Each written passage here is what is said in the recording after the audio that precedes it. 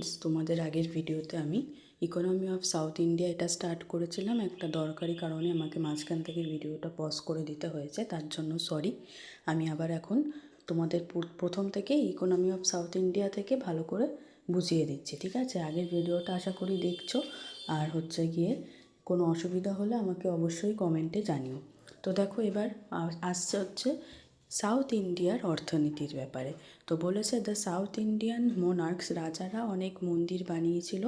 এই মন্দিরগুলো শুধুমাত্র রিচুয়ালের জন্য যে ইউজ হতো তা নয়। রিচুয়ালস মানে টেম্পেলে যেগুলো হয়, পুজো আর্চা, এইসব। During the rain of the Chola rulers, রাজা অ্যান্ড রাজেন্দ্রা, এদের রুলের সময় দুটো সুন্দর টেম্পেল বানানো হয়েছিল। কোথায়? তাঞ্জোরে আর গাঙ্গই কন্ডা চোলাপুরামে। এই নামটা একটু বড় আছে, সবাই ভালো করে খেয়াল রেখো। কমন পিপল আর আর্টিসানস মানে আর্টিস্ট মানুষরা, সেটেলড অ্যারাউন্ড দ্য টেম্পলস মানে হচ্ছে টেম্পেলের আশেপাশে সবাই থাকতো। টেম্পল অথরিটিস মানে টেম্পল যাদের আন্ডারে ছিল তাদেরকে ট্যাক্স ফ্রি ল্যান্ড দিত। কে? না, রাজা। ট্যাক্স ফ্রি ল্যান্ড মানে জমিটা দিত যেটার উপর তাদেরকে কোনো ট্যাক্স দিতে হতো না। রাজারা দিত। আর কারা কারা দিত? মার্চেন্টস মানে ট্রেডার্স মানে ব্যবসায়ীরা, আর অ্যারিস্টোক্র্যাটস মানে রিচ পিপলরা। দ্য হারভেস্ট ইল্ডেড, হারভেস্ট মানে এই যেটা আমরা ফসল যেটা হয় সেটা, ফ্রম দেয়ার ল্যান্ডস, এই সমস্ত ল্যান্ড থেকে যে ফসল হতো সাপোর্ট করতো পিপল যারা কিনা কানেক্টেড ছিল ওই টেম্পেলের সাথে। পুরোহিত যারা রান্না করে তারা, গায়ক গায়িকা যারা নাচ করে তারা থাকতো এই টেম্পেলের কমপ্লেক্স মানে ভেতরে। Bronze handicraft of the Cholas মানে যে চোলাদের একটা ব্রঞ্জের বানানো একটা হ্যান্ডিক্রাফট ছিল, ঠিক আছে? হ্যান্ডিক্রাফট তো জানো যে আর্ট অ্যান্ড ক্রাফটে যেরকম বানানো হয় হ্যান্ডিক্রাফট, সেটা খুবই ফেমাস ছিল। ইরিগেশন মানে খেতে যে জল টল দেওয়ার ব্যবস্থাগুলো করা হয় সেগুলো ডেভেলপড হয়েছিল তামিলনাড়ুতে বাই ক্রিয়েটিং ক্যানালস। কীভাবে তৈরি হয়েছিল? না, ক্যানাল তৈরি করে। ফ্রম রিভার কাবেরি, ওখানে জানো সাউথ ইন্ডিয়াতে তামিলনাড়ুতে রিভার কাবেরি আছে, আমরা জিওগ্রাফিতে পড়েছি। আর তাদের ট্রিবিউটারিস মানে ওই কাবেরি নদীর থেকে যে আরও ছোট ছোট নদী বেরিয়েছে সেগুলোর কথা বলছে। সো এগ্রিকালচারাল প্রোডাকশান তার জন্য বেড়ে গেছিলো। কিছু কিছু এরিয়াতে কাল্টিভেশন দুবার করে করা যেত বছরে। আর যেখানে খুব কম স্কোপ ছিল ইরিগেশন মানে বললাম এক্ষুনি যেটা, যে ওই বড় বড় মাঠে দেখবে ট্রেনে করে গেলে জল দেওয়ার যে ব্যবস্থাগুলো করা হয় সেগুলোকেই বলা হয় ইরিগেশন। তো সেখানে কি করা হতো না, lakes and tanks dug up করা হতো যাতে কিনা বৃষ্টির জল ধরে রাখা যায়। লেকস তো জানো, ট্যাঙ্কিও ডাগ আপ মানে খুঁড়ে রাখা হতো। ওয়েলস ওয়্যার ফাউন্ড, কিছু কিছু জায়গায় কুয়োও দেখা যেত। এবার আসছে হচ্ছে এটা মনে রাখতে হবে যে হেড অফ দ্য চোলার অ্যাডমিনিস্ট্রেশন মানে রুল। সেখানকার হেড ছিল রাজা, তাকে অ্যাসিস্ট মানে সাপোর্ট করতো তার আন্ডারে থাকা কিছু মিনিস্টার।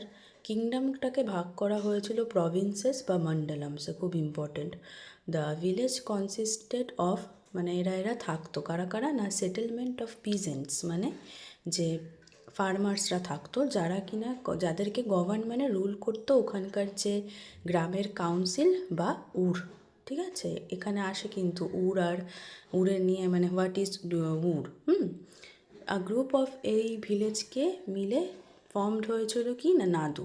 আর এই উর আর নাদু ছিল লোকাল বডিজ যারা কিনা লুক আফটার করতো সেলফ গভর্নেন্স মানে ওখানকার গভর্নেন্স মানে রুলিং, জুডিশিয়ারি মানে আইনি ব্যাপার ট্যাপার, আর রেভিনিউ কালেকশন মানে ইনকাম কালেকশন। যেহেতু ব্রাহ্মিনস মানে ব্রাহ্মণস ওয়্যার অ্যাওয়ার্ডেড ল্যান্ডস, তাদেরকে যেহেতু জমি দেওয়া হতো, অনেক নতুন নতুন গ্রাম দেখা গেছিলো। কোথায় না, রিভার কাবেরি আর ভ্যালির মধ্যে। ভ্যালি মানে যেখানে রিভার যায় তার আশেপাশে যে এরিয়াগুলো, কাদের ইনিশিয়েটিভে মানে এদের উদ্যোগে, ব্রাহ্মণদের উদ্যোগে। Group of elders formed the village council, কিছু এল্ডার্সের গ্রুপ মিলে ভিলেজের কাউন্সিল তৈরি করেছিল যেটা কিনা রুল করতো এই ভিলেজদের। আর কাউন্সিল যেটা কিনা নাগরম ছিল, এটা সেট আপ করা হয়েছিল রিড্রেস মানে solve the problems of the trader, ব্যবসায়ীদের প্রবলেম সলভ করার জন্য। And to look after their interest, আর তাদের যে দরকারগুলো দেখার জন্য। হাওয়েভার সাউথ ইন্ডিয়াতে 9th আর 11th সেঞ্চুরির মধ্যে অনেক ডেভেলপমেন্ট দেখা গেছে ট্রেড আর কমার্সে। বিভিন্ন ইনস্ক্রিপশনসে দেখা গেছে যে চেট্টি বা ট্রেডার্স কী করতো না, ট্রাভেল করতো অনেক কমোডিটিস মানে গুডস নিয়ে, লোডস মানে অনেক। We also come to know of অনেকগুলো ট্রেডের গিল্ড ছিল, মানে সোসাইটি টাইপের ছিল, যেগুলোকে বলা হতো কোঅপারেটিভ সোসাইটি। এই গিল্ডগুলো কী করতো, ল্যান্ড দিত টেম্পল, মন্দিরে। সাচ ডেসক্রিপশানস এগুলো কোথায় লেখা হয়েছে না, কপারের প্লেটে, ঠিক আছে, কাঁসার প্লেটে ইনস্ক্রিপশানস অফ সাউথ ইন্ডিয়াতে। ইনস্ক্রিপশানস তো এই যে দেখো সাইডে ছবিটা দিয়েছে এরকম। Due to the growing dominance, মানে এরা খুব পাওয়ারে চলে এসেছিলো। চলাস কোথায়, সাউথ ইস্ট এশিয়াতে। ইন্ডিয়ার যে ব্যবসায়ীদের প্রভাবটা ট্রেড আর কমার্সে ওই সব কান্ট্রিতে আস্তে আস্তে বেড়ে গেল। ওখানকার রাজারা তখন কি করতো, অনেক টাইটেল নিজেদের জন্য নিত। সেটা একটু মনে রাখতে হবে কী কী না, মহারাজা ধীরাজা আর ত্রিভুবন চক্রবর্তী, এই দুটো। কিন্তু অনেকজন কি করতো, তাদের পাওয়ারটা শেয়ার করতো লোকাল যে ফিউডাল লর্ডসরা, যেটা আমরা একটু আগে পড়েছিলাম, সে তাদেরকে নিয়ে এর আগের পার্টে পড়েছিলাম। যারা এখনও দেখোনি ওটা একটু দেখে নিও, কারণ এটা একটু বুঝতে না হলে অসুবিধা হবে। ফিউডাল লর্ডস কারা, রিচ ফার্মার্স আর ট্রেডার্স আর ব্রাহ্মণ।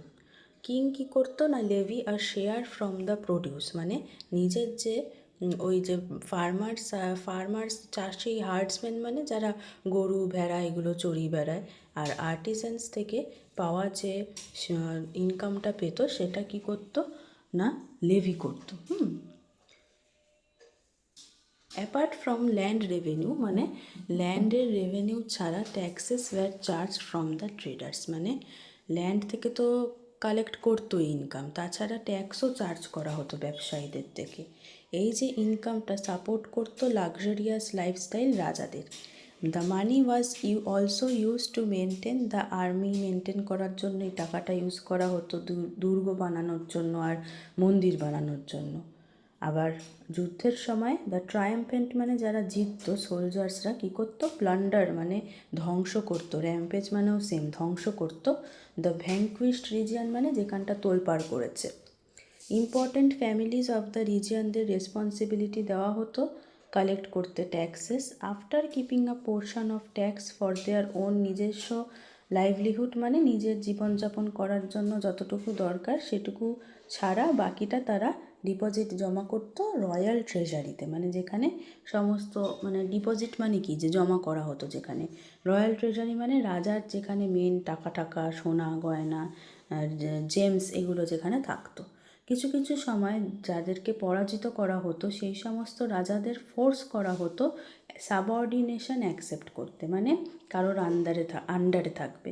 অ্যান্ড দ্য ল্যান্ড আর প্রপার্টিটা তাদের কাছে রিটার্ন করবে তখনই না, ডিপেন্ডিং আপন দ্য কতটা ইম্পর্টেন্ট ও আর ডমিনেন্স, মানে কতটা পাওয়ারে আছে ওখানকার রাজা, সেটার উপর ডিপেন্ড করছে। কিছু কিছু সময় ব্রাহ্মণদের ডোনেট মানে কি, দান করে দেওয়া হতো ল্যান্ডেড প্রপার্টি, যাতে কিনা তাদের এগ্রিকালচারাল এরিয়া বা যেখানে ফসল করতে পারে সেটার এরিয়াটা যাতে বাড়াতে পারে। তারপর ব্যারেন ল্যান্ড মানে ফাঁকা জায়গাটা পরিষ্কার করতো, আর ফরেস্ট এরিয়াও ক্লিয়ার করতো সেটেলমেন্ট পারপাসের জন্য, ঠিক আছে। কিছু কিছু ল্যান্ড ডোনেট করা হতো ব্রাহ্মণদের ফ্রি অফ ট্যাক্স ছাড়াই। এই সিস্টেম অফ ডোনেশনটাকেই বলা হতো ব্রাহ্মা দেয়া সিস্টেম। তাহলে পুরো এই যে পড়লাম এতক্ষণ ধরে, এই কোথার থেকে বলো তো, এই যে দ্য কিংস থেকে। এটা কিন্তু একটা তোমাদের শর্ট নোট চলে আসতে পারে, তখন তোমাদের এটা লিখতে হবে পুরোটা। আচ্ছা, হলো এটা, ঠিক আছে। এবার আসছে economy and resources of economy and resources of Bengal during পালা সেনা এজ। তাহলে এবার আসছে পালা সেনা এজে বেঙ্গলের অর্থনীতিটা আস্তে আস্তে কিসের উপর নির্ভর করতে থাকলো না, এগ্রিকালচার কতটা ফসল হচ্ছে, ব্যবসা হচ্ছে কতটা, আর কতটা কারখানা রয়েছে। কিন্তু এই যে ব্যবসায়ের গুরুত্বটা আস্তে আস্তে কমতে থাকলো, ডিক্লাইনিং মানে কমে যাওয়া, গ্র্যাজুয়ালি মানে আস্তে আস্তে। The monopoly of the Arab, monopoly মানে এরা একাই পাওয়ারে, অ্যারাবরা পাওয়ারে ছিল কোথায় না, অ্যারাবিয়ান সি কোস্টে ওয়েস্টার্ন ইন্ডিয়াতে। তারা কি করতো না, ফোর্স করতো বেঙ্গলে যারা ব্যবসায়ীদের যে চলে যেতে, রিট্রিট মানে ফেরত চলে যাওয়া। Importance of Bengal traders in foreign trade and commerce had waned, এদের গুরুত্বটাও কমে গেল। বেঙ্গলের থেকে যারা ব্যবসায়ীরা ছিল তাদের ফরেন ট্রেড আর কমার্সে গুরুত্বটা কমে গেল। তাই জন্য আস্তে আস্তে বেঙ্গলের অর্থনীতিটা বিকেম ডিপেন্ডেন্ট অন এগ্রিকালচার। তাহলে এটা যদি তোমাদের কোয়েশ্চেনে আসে how did the economy of Bengal become dependent on agriculture, তখন তোমাদের এই ইন দ্য পালাস এনআইএস থেকে এতটুকু লিখতে হবে।